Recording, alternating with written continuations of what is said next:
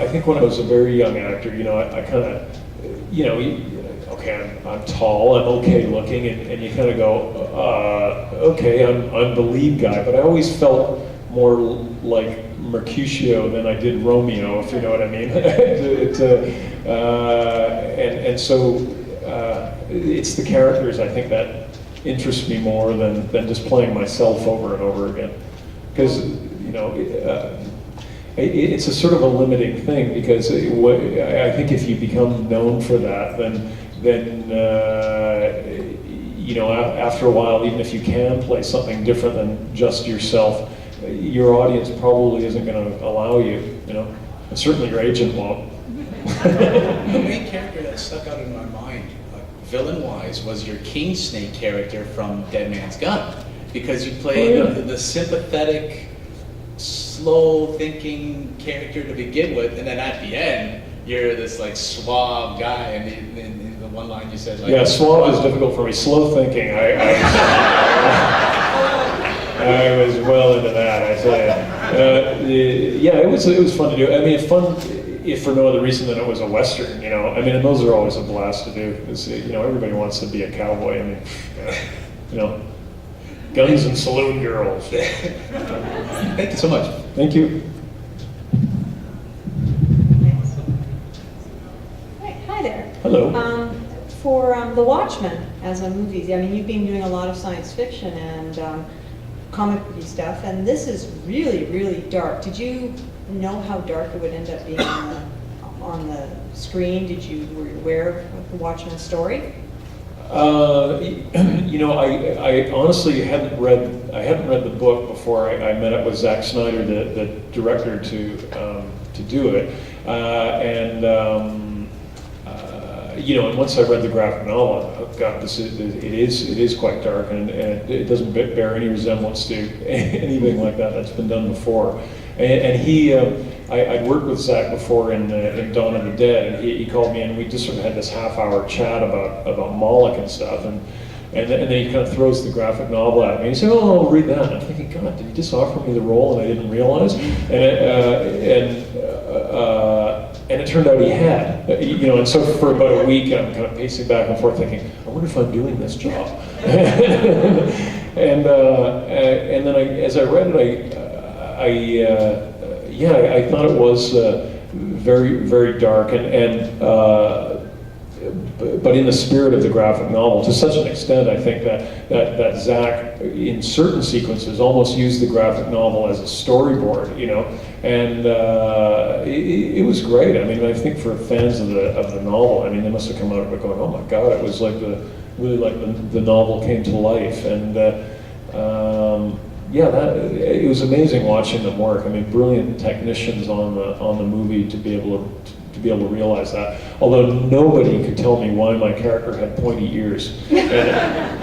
So I sort of had to make up this thing about it being a very difficult birth, and it was a very aggressive doctor pulling on ears, and then Mr. Spock Jr. And so I mentioned that to Zach, and he was like, "Yeah, great, go with that." Yeah. So yeah, pretty much left to my own devices, but it was fun to work with.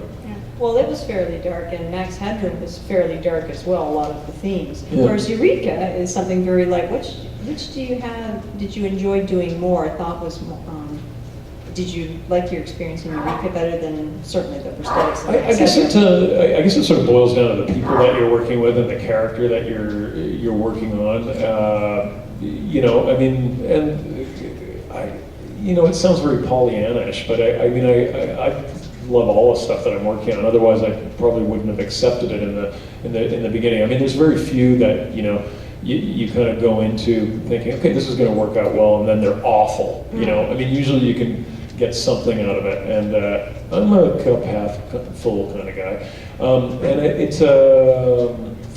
I mean, and I like them all for different reasons. I mean, Eureka was and is kind of cool because it doesn't take itself dreadfully seriously. And it is that business of oh my God, the world's going to end, but there's a joke to slip in here somewhere, which I kind of like, because I think there are too many shows on that have that sort of Sturm und Drang of oh my God, it's a fun show. It's a fun show. Some good characters, and you know, Colin, the lead guy on it, is really charming and great on camera and stuff. And we have a great time on it. So it's fun to do. All right, thank you. Thank you. Hi. Hello. I really like Sci Factor. I like to, every time it was on, I would watch it, I would go looking for it. I know it was shot in and around Toronto. It looks like it was shot in and around Toronto. How did that come about?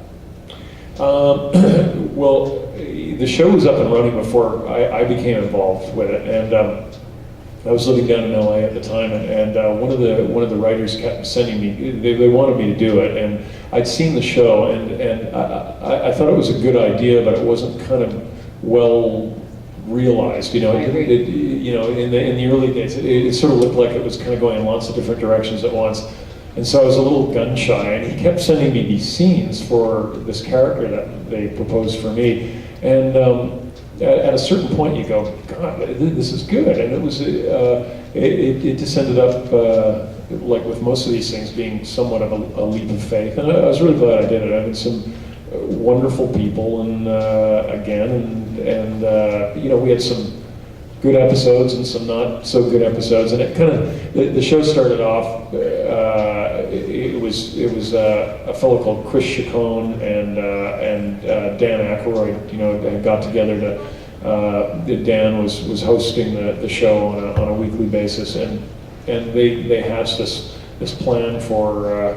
It was the Office of Scientific Investigation and Research, and there was this kind of, you know, mystique and aura about it. About does the OSIR really exist or doesn't it? You know, we were kind of running around kind of going, please, can we just have the scripts?